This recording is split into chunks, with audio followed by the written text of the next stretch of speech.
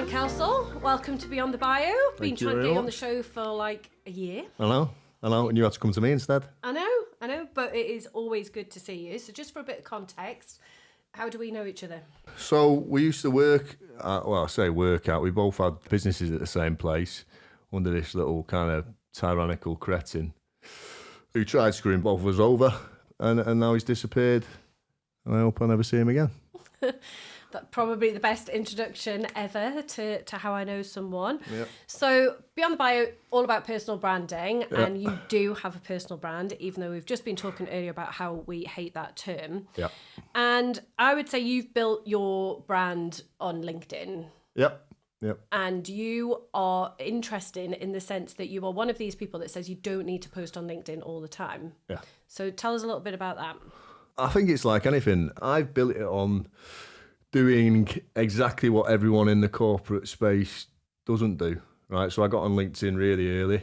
I've grown an audience organically, no pods, no fucking asking people on WhatsApp groups to like me or follow me or whatever. It's just people who like my content, that's it.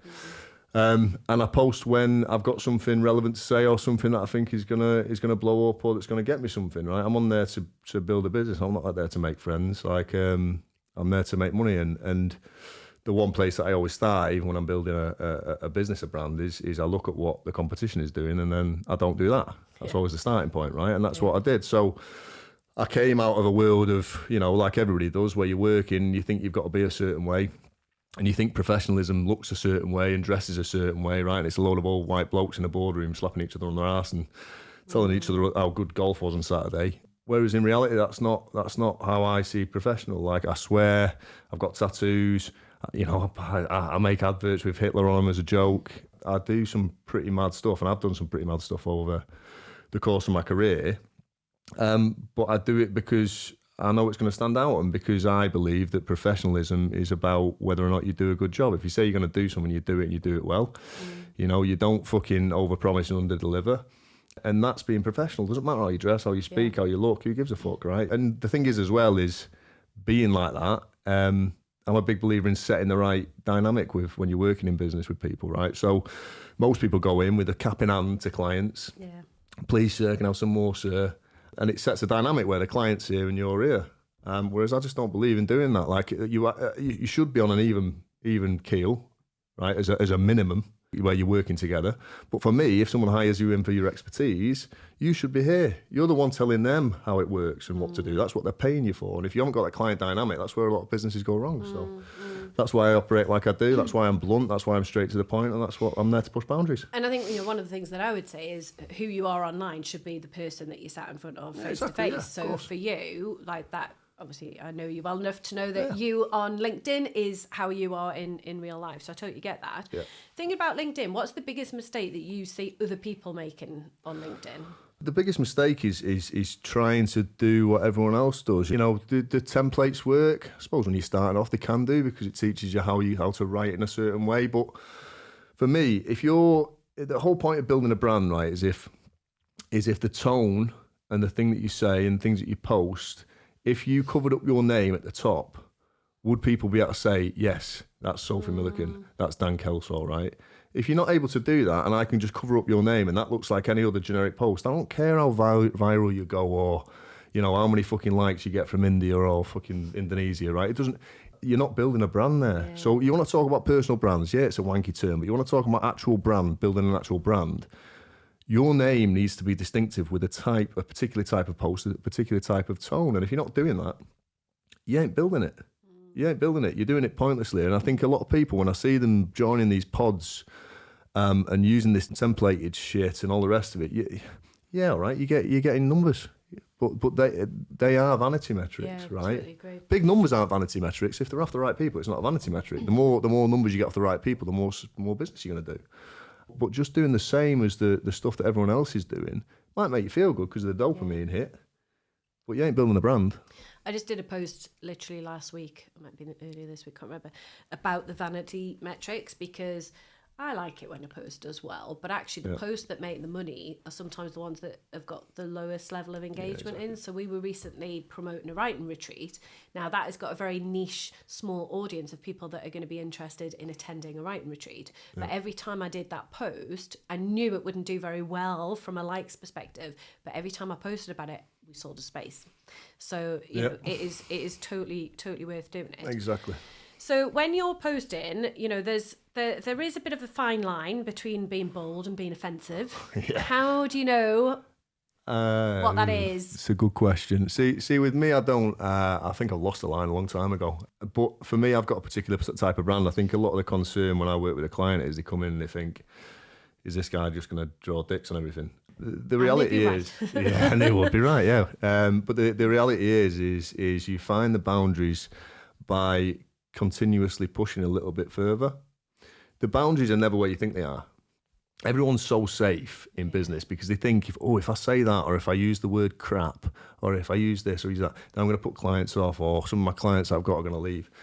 It's rarely the case. The boundaries are never quite as risky as you think they are. And the problem with people getting offended online by stuff is, number one, if used right, that can actually do your business a lot of favours, right? You're only ever going to sell to certain people. You're never going to sell to everybody, right? So trying to sell to everybody, actually, you just become indifferent. But finding those boundaries can be a powerful thing, and it can be used if it's used correctly, right? As long as you're appealing to, and that's why I get clients, and I think anyone who's got a business should not only be taking time to profile and identify a target audience, they should also be profiling and identifying a target enemy. I'm not saying that you have to go and attack those people, but what I'm saying is, like, for instance, if my target enemy is old white blokes on LinkedIn, I know that if I piss those people off, I'm not bothered by it. It doesn't make me feel anything. I'm not sat there crying because some old bloke who's never going to buy off me has had a pop at me. So brands need to be doing that, because I think it's an important activity, because it reinforces who your customer is and who you're trying to sell to. And if you actually speak their language, there's always, as a byproduct, you're going to piss off some people, and that's okay.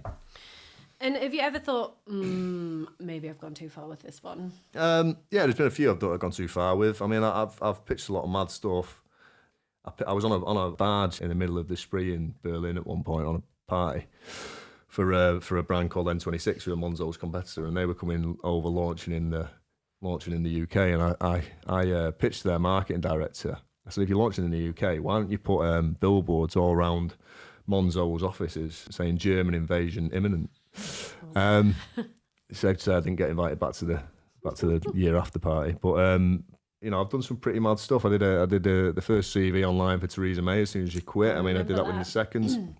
That got about, I think it was on about nearly 30,000 fucking likes by the end of the day. But then it went over to the States, and the States don't get our ironic humour. They don't understand how we can laugh at politicians, because they all love theirs, don't they? And then there was a women's rights group got involved over there, and there's all sorts of. I mean, how do you handle that kind of backlash? Do you just ignore it? Yeah, I mean, you know, things are going to go the way they're going to go. You have to stand by what you do and what you say, and if an apology is necessary, eventually an apology is necessary, and you have to suck it up and do the apology, right? Which I have done before. I did a post once about DPD, and I was kind of slagging off their drivers and how they always chuck me parcels in the bin and all the rest of it, and someone pointed out that it's not the low-paid delivery drivers that are at fault here. It's the systems. It's the pressure to deliver things in such a short space of time, right? And that's where the sloppiness comes from. And if you were on £7 an hour, would you be chucking parcels in bins if you've only got 5 minutes to deliver them? Yeah, I probably would. And they were right. And I took that post down, apologised. I don't apologise to DPD because you're shit, but the delivery drivers themselves, yeah. Why do you think so many brands do play it safe with their marketing? Most of it's fear. It's like we said before. I mean, fear stops a lot of people doing anything, really, doesn't it? It stops us all taking risks. And I think they assume that if they say the wrong thing or they use the wrong language, a customer will leave. I mean, that rarely happens. Unless you're racist or homophobic or you know, you're a bit of a bellend, then it's just not going to happen. Like we said before, the risks are never as risky as you think they are. And if you're a smaller business and you're less known, the market, every market nowadays is that saturated. And even if you enter a new market that's not saturated, it will quickly become saturated when people realise you can make money in it, right? So standing out now is more difficult than it's ever been. People see ads and content, like rafts of the stuff every day. People are becoming ad blind and content blind, right? So if you're not prepared to do anything different, if you're not prepared to stand out, especially as a small business, that's equal to death. You're going to die.